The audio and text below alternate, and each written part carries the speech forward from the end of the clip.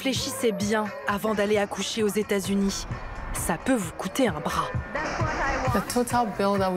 Quand j'additionne toutes les factures envoyées par l'hôpital, il me réclamait environ 730 000 €. Voire même vous coûter la vie. Comment quelqu'un peut être en pleine forme, heureux, mettre au monde un bébé et mourir?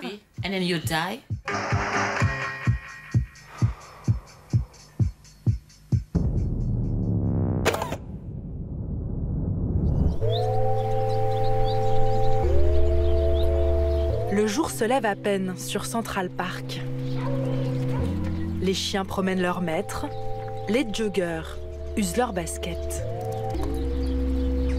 Un peu plus près du ciel, ambiance beaucoup plus zen. C'est un cours de yoga destiné aux femmes enceintes. Prenez un moment pour reconnaître avec gratitude le travail que votre bébé accomplit chaque jour et celui que votre propre corps accomplit aussi. Pendant 1h30, ces futures mamans essayent de se détendre. Le stress, c'est très mauvais pour la grossesse. Imaginez-vous en train d'accoucher. Il vous faut créer un environnement à la lumière tamisée, où vous vous sentirez en sécurité, au calme et respecté. Aussi relaxées soient-elles, ces Américaines ont du souci à se faire. Si elles sont incollables sur les muscles du plancher pelvien, toutes ignorent combien elles vont devoir débourser pour payer leur accouchement. Petit sondage rapide à la fin du cours. Vous savez combien ça va vous coûter? Je suis assurée, donc en théorie, pas grand-chose. Mais en réalité, je n'ai pas encore fait les calculs. J'en ai aucune idée. C'est impossible à prévoir. Et de ne pas savoir à l'avance le montant de la facture, c'est vraiment stressant.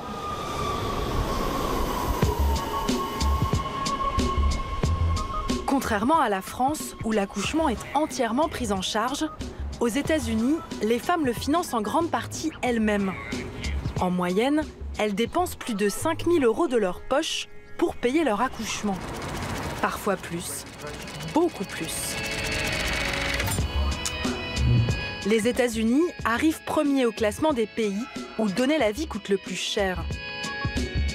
La moindre complication se retrouve vite facturée des centaines de milliers de dollars. Chaque année, plus de 60 000 familles américaines se retrouvent dans l'impossibilité de payer ces factures astronomiques et plongent dans l'enfer du surendettement. Leur crime ? Avoir mis au monde un enfant.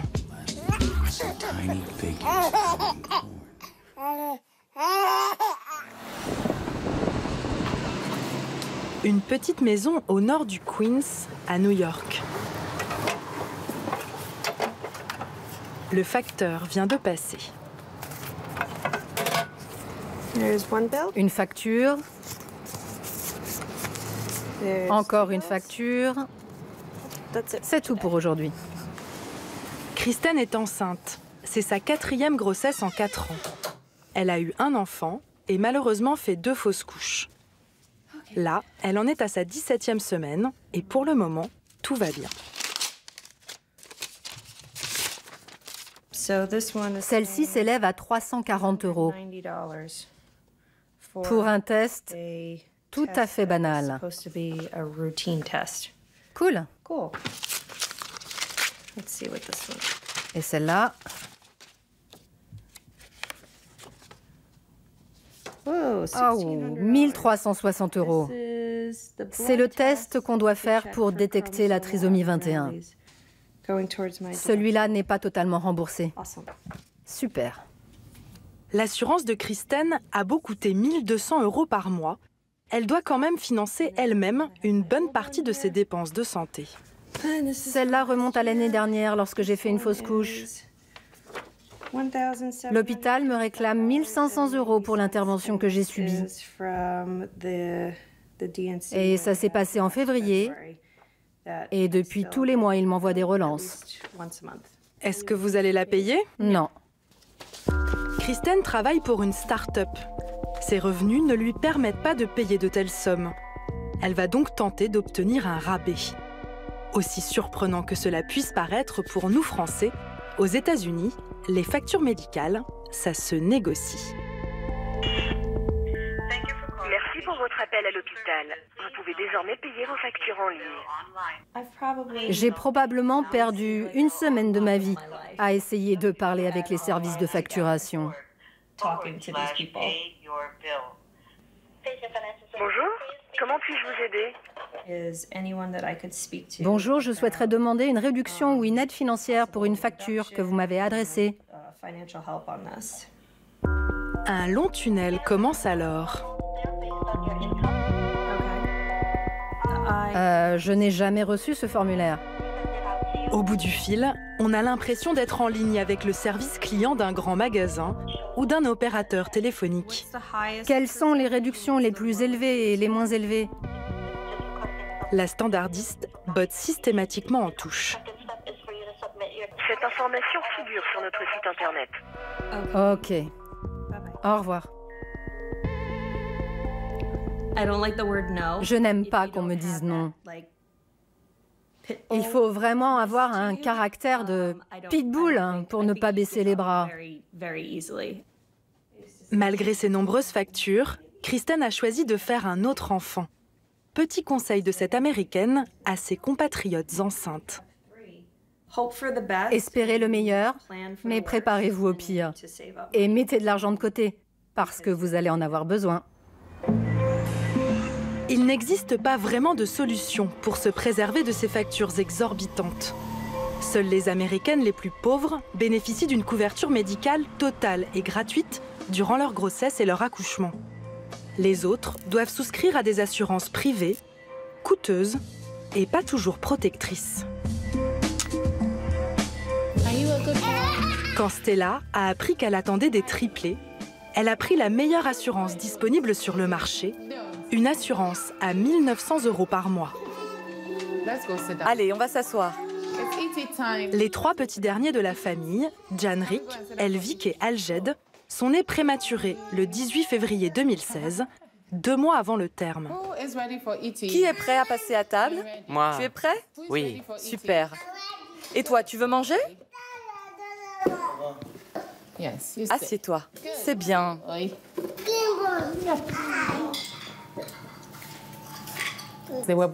J'ai accouché à 31 semaines et 5 jours. Je suis rapidement rentrée chez moi, mais les bébés, eux, ont passé 1 mois à l'hôpital. 1 mois en soins intensifs, multiplié par 3, Stella savait que ça allait coûter cher. Mais rien ni personne ne l'avait préparée à des montants pareils. J'en ai une tonne. 5 jours après avoir accouché, les factures ont commencé à pleuvoir, toutes supérieures à 10 000 €. Celle-là s'élève à 19 000 €. Et celle-ci à 14 000 €. Quand on a fait le total de toutes les factures envoyées par l'hôpital, on a obtenu la somme d'environ 730 000 €. Mon assurance en remboursait une grosse partie, certes, mais il nous restait quand même 44 000 € à payer de notre poche. Notre assurance nous a dit qu'ils avaient fait le maximum et qu'ils refusaient de rajouter 1 centime. Pendant des mois, Stella et son mari tentent de comprendre. Comment la naissance de 3 bébés peut coûter aussi cher qu'une maison? Pourquoi, malgré leur assurance hors de prix, ils se retrouvent surendettés et harcelés par les huissiers? Qu'est-ce que j'ai fait de mal? J'essaye de prendre soin de mes enfants, de me remettre de ma césarienne. J'ai 3 nouveau-nés sur les bras. Et ça en plus? On a passé des nuits entières à regarder chacune de ces factures, ligne par ligne, pour vérifier s'il n'y avait pas des choses qui avaient été facturées 2 fois, voire 3 fois. On s'est rendu à leur bureau pour en discuter, essayer d'en faire annuler et d'arranger la situation. Je pense que ce système est injuste, quel que soit le cas de figure. Vous les appelez pour leur dire à quel point vous êtes à bout. Et ils sont polis avec vous, ils disent « on est désolé ». Mais être désolé, cela n'empêche pas les factures d'arriver et les huissiers de vous harceler, parce que vous avez des dettes. À force d'insister auprès de l'hôpital et de leur assurance, ils ont fini par comprendre ce qu'on leur avait caché. Pendant que les bébés étaient en soins intensifs, les spécialistes qui intervenaient n'étaient pas affiliés à notre assurance. C'est ce qui a fait exploser nos factures, qui n'étaient pas remboursables. C'était à nous de régler les dépassements d'honoraires. Stella et son mari ont été victimes de ce qu'on appelle aux États-Unis la facturation par surprise. Quand les hôpitaux, sans en informer leurs patients, choisissent de faire appel à des spécialistes qui pratiquent leurs propres tarifs, généralement exorbitants. Sans un bon avocat, le couple aurait fini sur la paille.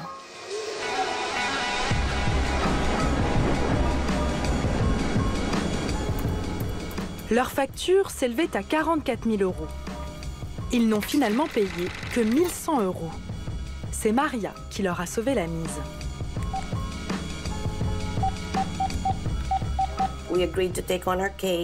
J'ai accepté de défendre Stella bénévolement. J'ai immédiatement appelé le service de facturation de son hôpital pour leur expliquer que ce n'était pas de la faute de Stella, ma cliente, si ces spécialistes étaient intervenus. Alors, pourquoi la pénaliser, elle? Maria exerce une profession en plein boom, une profession nouvelle qui répond à l'explosion des prix des soins de santé. Elle est négociatrice, spécialisée facture médicale. Très bien, merci Mike. Au revoir. Quand j'appelle les hôpitaux et que je me présente comme la représentante personnelle d'un tel ou un tel, au bout du fil, ils sont directs sur le qui-vive.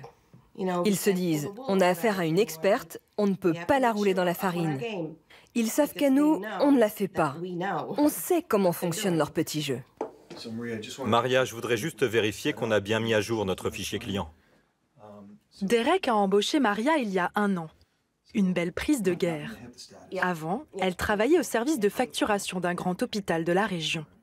Bravo, tu as réussi à réduire sa facture. C'est une superbe performance. On a gagné un client à vie. Derek est un pionnier, l'un des premiers à avoir senti le potentiel économique derrière ces énormes factures médicales. Son entreprise, fondée en 2002, fonctionne à la manière d'une association de défense des consommateurs.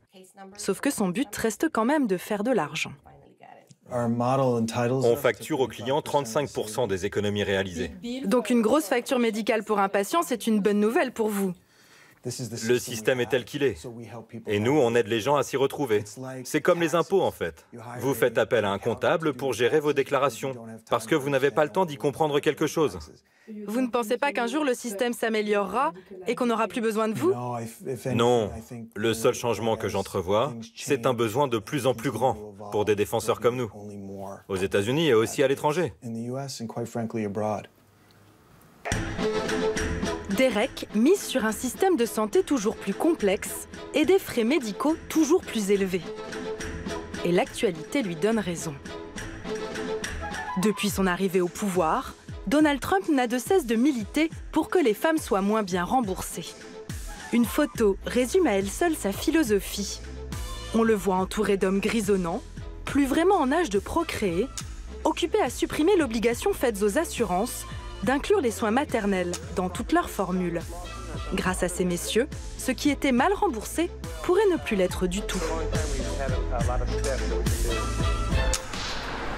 Le plus vertigineux, c'est que ces prix astronomiques ne sont même pas gages de qualité. Au sein des pays développés, les États-Unis affichent les pires taux de mortalité infantile et de mortalité maternelle.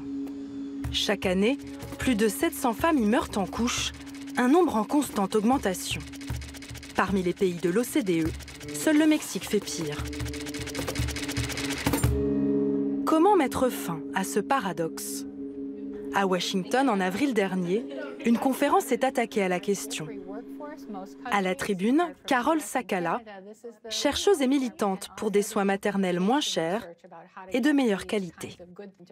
Le problème, c'est que personne ne dit aux médecins « on va indexer vos revenus sur la qualité de votre travail et on va calculer vos primes et vos bonus en fonction de vos résultats ». C'est même le contraire qui se passe. Si une femme souffre de complications et retourne à l'hôpital, si son bébé est admis en soins intensifs, alors les médecins touchent plus d'argent et l'hôpital s'enrichit. C'est cette logique qui, selon Carole, explique le taux alarmant de césariennes pratiquées aux États-Unis. En matière d'accouchement, c'est la méthode la plus rentable, mais c'est aussi la plus risquée. Si les césariennes n'expliquent pas à elles seules ces taux de mortalité très élevés, elles y contribuent.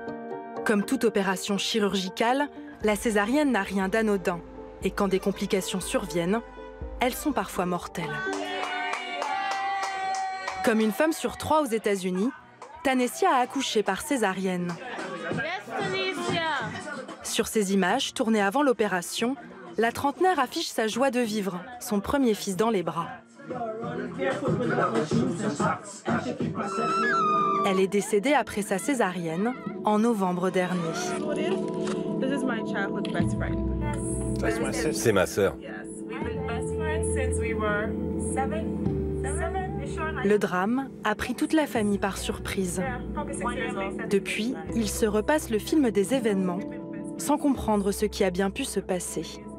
Car après l'accouchement, Tanessia et son bébé Tairi se portaient bien.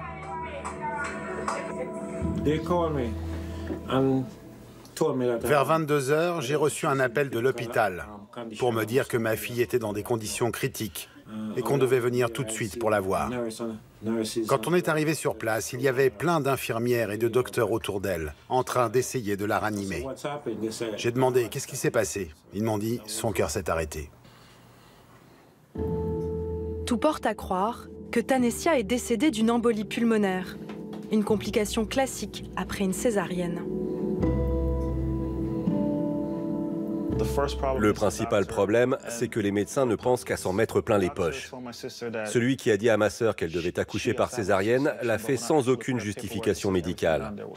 Les documents indiquaient que ma sœur réunissait toutes les conditions pour accoucher par voie basse. Le patient n'est plus vu comme un patient, mais comme une machine à faire du fric, comme une vache à lait. La relation avec le médecin a perdu toute son humanité. La famille de Tanessia reproche aussi aux médecins d'avoir fait preuve de négligence suite à l'opération.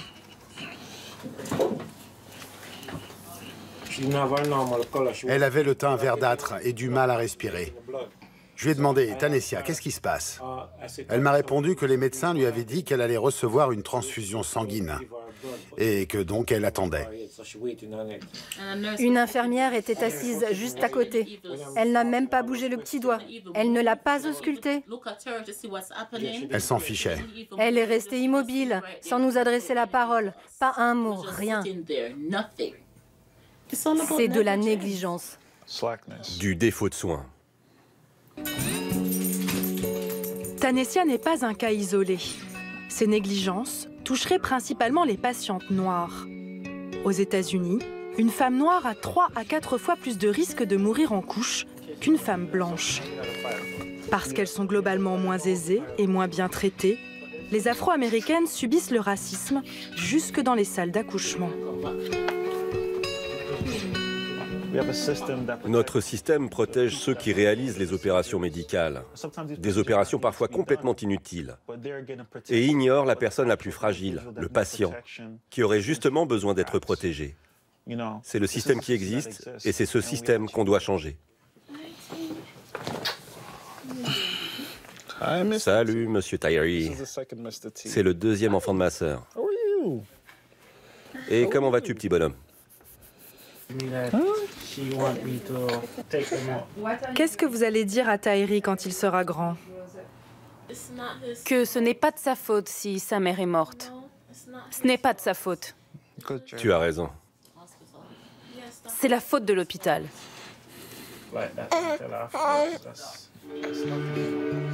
La famille attend le résultat de l'autopsie pour porter l'affaire devant les tribunaux. Trop souvent aux États-Unis, les naissances s'accompagnent de drames. Il faudra que ce pays accouche d'une réforme conséquente pour espérer que ses citoyennes donnent la vie sans avoir peur de la perdre.